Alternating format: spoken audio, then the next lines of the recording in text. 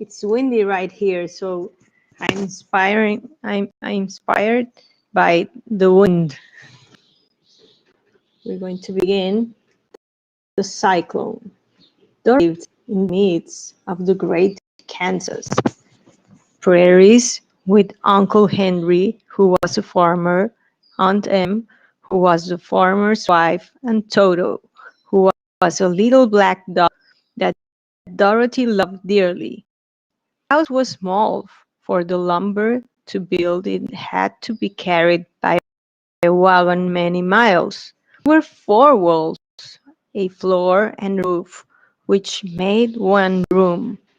There was no storage area at all, and no cellar, except a small hole dug in the ground called a cyclone cellar, where the family could go in case of mighty whirling. It was reached by a trapdoor in the middle of the floor. A ladder led down into the small dark hole.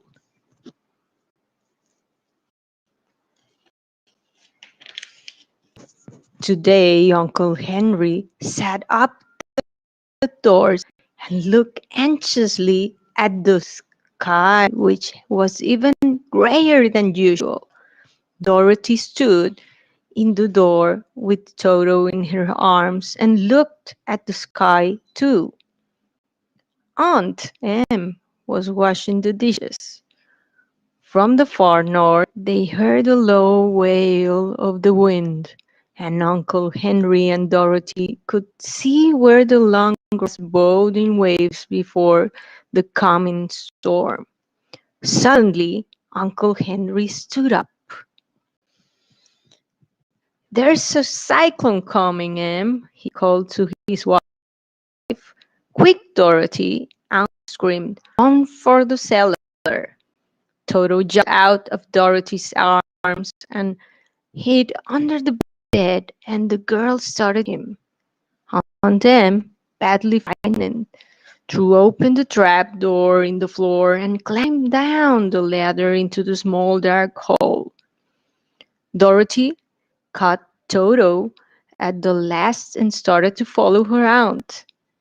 When Dorothy was halfway across the room, there came a great scream from the wind, and the house shook so hard that she lost her footing and sat down suddenly upon the floor.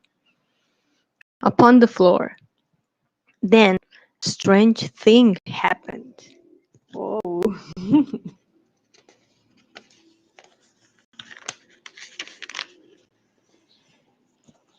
The house whirled around 2 or 3 times and rose slowly through the air. Dorothy felt as if were going up in a balloon. It was very dark, and the wind howled horribly around her, but Dorothy found she was riding quite easily. After the first few whirls around, she felt that she were being rocked gently like a baby in a cradle. In spite of the sawing of the house and the wailing of the wind, Dorothy soon closed her eyes and fell fast asleep. Do you go to chapter 2? If you have kids, say your kids to come to hear chapter 2 of The Wonderful Wizard of Oz. Hi to everyone at Instagram. Hi to everyone at Facebook, YouTube, LinkedIn. So we're doing a reading of The Wonderful Wizard of Oz. I'm trying my best. The Council with the Munchkins. She was awakened by a thought so sudden that if Dorothy had not been lying on the soft bed, she might have been hurt. The shock made her catch her breath, and Toto put his cold little nose into her face and winked sadly. Dorothy sat up and noticed that the house was not moving, nor was it dark, for the bright sunshine came into the window, flooding the little room. She sprang from her bed and, with Toto at her heels, ran and opened the door. The sun had set the house down very gently, for a cyclone, in the midst of a country of marvelous beauty. There were lovely patches, excuse me, of green earth all about, with stately trees bearing rich and delicious fruits. Gorgeous flowers were everywhere, and pretty birds with colorful feathers sang, fluttered in the trees and bushes. While she stood looking eagerly at the strange and beautiful sights, she noticed coming toward her a group of the oddest people she had ever seen. Not as big grown folk she had always been used to, but neither were they very small. In fact, they seemed about as tall as Dorothy, who was as well a grown child for her age. There were men, and one was a woman, and all were oddly dressed. They wore round hats and rose to a small point a foot above their heads, with little bells around the brims, and tinkled sweetly as they moved. The men, Dorothy thought, were as tall as Uncle Henry, for two of them had beards, but the little woman's was much older. These people drew near the house where Dorothy was standing in the doorway. The little old woman walked up to Dorothy and made a low bow and said in a sweet voice, "You are welcome to the land of the Munchkins.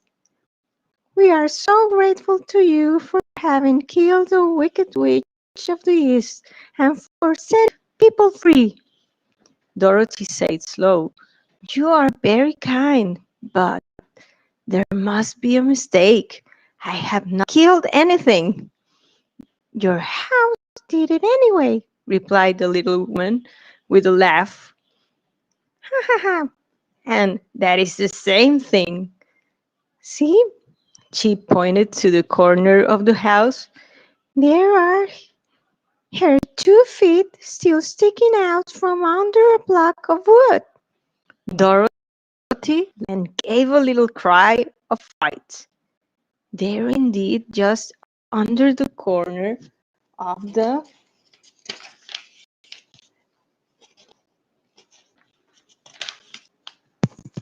house were 2 feet sticking out, wearing silver shoes with pointed toes. Do you want to see the drawing?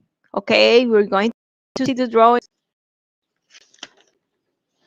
Here it is, the drawing. Look at the drawing.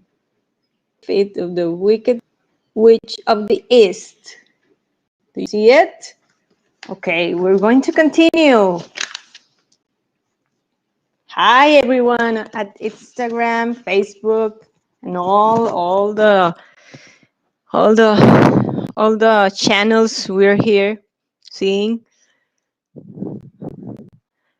Oh dear, cried Dorothy, clasping hands together in dismay. The house must have fallen on her. Whatever shall we do? There's nothing to be done, little woman calmly. But who asked Dorothy. She was the wicked witch of the East. "As I said," answered the little woman. "She has held all the Munchkins in captivity for many years, making them slaves her night and day. Now they're all set free, and they are grateful to you for the favor." "Who are the Munchkins?" inquired Dorothy. "There are the people who live in this land of the East, where the wicked witch ruled." "A Munchkin?" asked Dorothy. No, I'm their friend, although I'm in the land of the north. When they saw the witch of the east was dead, the munchkin sent a swift messenger to me, and I came at once. I am the witch of the north. Oh, gracious, cried Dorothy. Are you a real? There was another witch in the story. This is the witch of the north. Do you see it? Wow. But it was a nice witch, I think. Yes, indeed, answered the little woman. But I am a good witch, and the people love me. I'm not as powerful as the wicked witch was who ruled here, or I would have set the people free myself. Dorothy was going to ask another question, but just then the monkey Stanley silently gave a light shout and pointed to the house where the witch had been lying. "What is it?" asked the little old woman. She looked and began to laugh. "Ha ha ha ha ha! The feet of the dead witch had disappeared, and nothing was left but the silver shoes." Wow, shoes! I want silver shoes too. She was so old, explained the witch of the north, that she dried up quickly in the sun. That is the end of her. But the silver shoes are yours, and you should have them there. Dorothy was silver shoes down, picked up the shoes, and after shaking the dust of them, handed them to Dorothy. The witch of the east was proud of the silver shoes, said one of the munchkins. They have a magic charm, but we don't know what is it. Dorothy off her old shoes and tried on the silver one, which fit her as well as if they had been made for her. Wow! I'm anxious to get back to my aunt and uncle, for I am sure they will worry about me. Can you help me find my way? You must go to the city of emeralds, said the witch of the north. Perhaps Oz will help you. Where's the city? Asked Dorothy. It is exactly in the center of the country. It is ruled by Oz, the great wizard.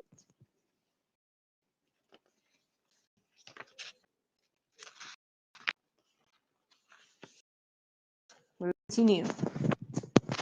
They were several roads nearby, but not take her long to find the one paved with yellow bricks. Within a short time, she was walking briskly toward the emerald, her silver shoes tickling on the hard yellow road. When she had gone, she thought she would stop to rest. She climbed to the top of the fence beside the road and sat down. There was a great cornfield beyond the fence, and not far away she saw a scarecrow placed high on a pole to keep the birds from the ripe corn. Dorothy leaned her chin upon her hand and gazed through thoughtfully at the scarecrow. Its head was a small sack stuffed with straw, with eyes, nose, and mouth painted on for the face. An old pointed munchkin hat was perched on its head.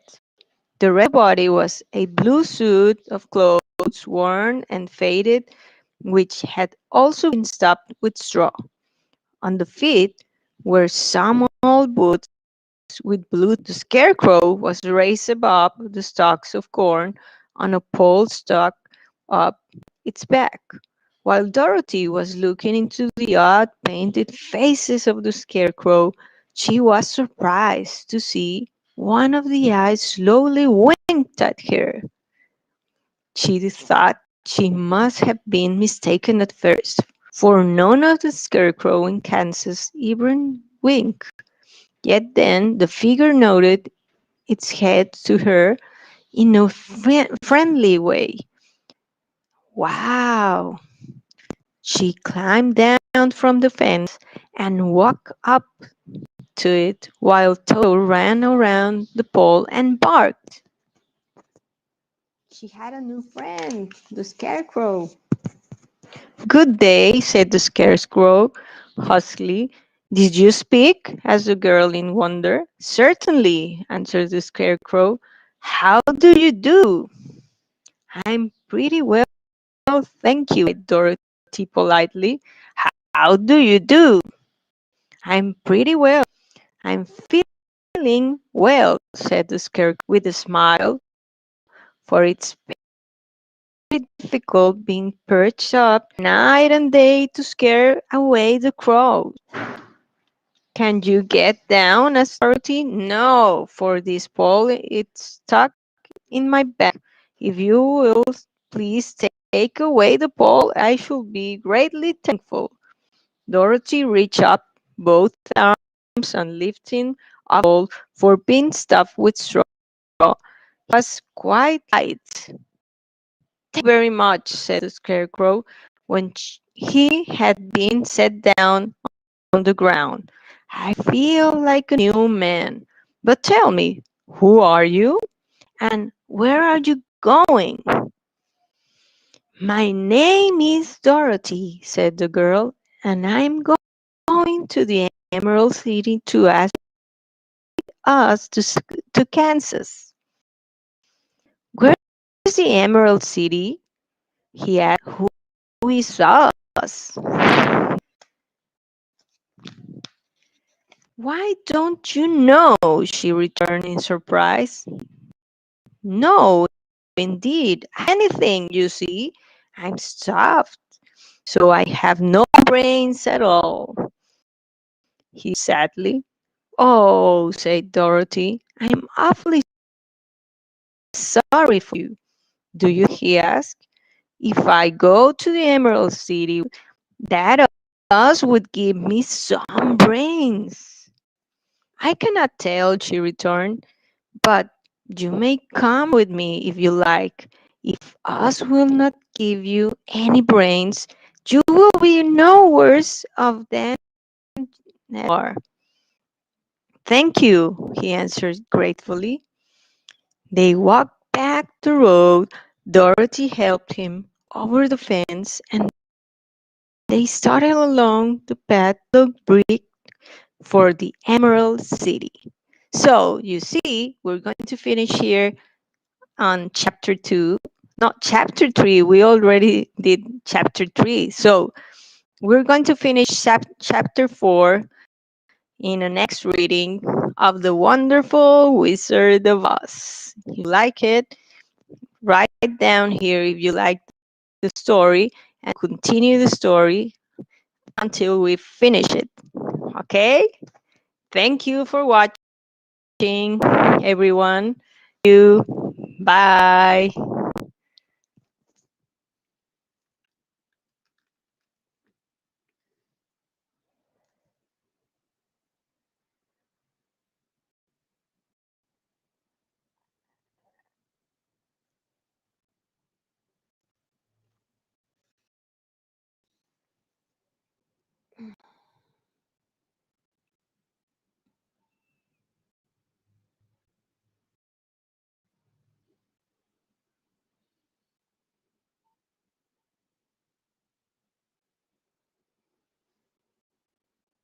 Bye.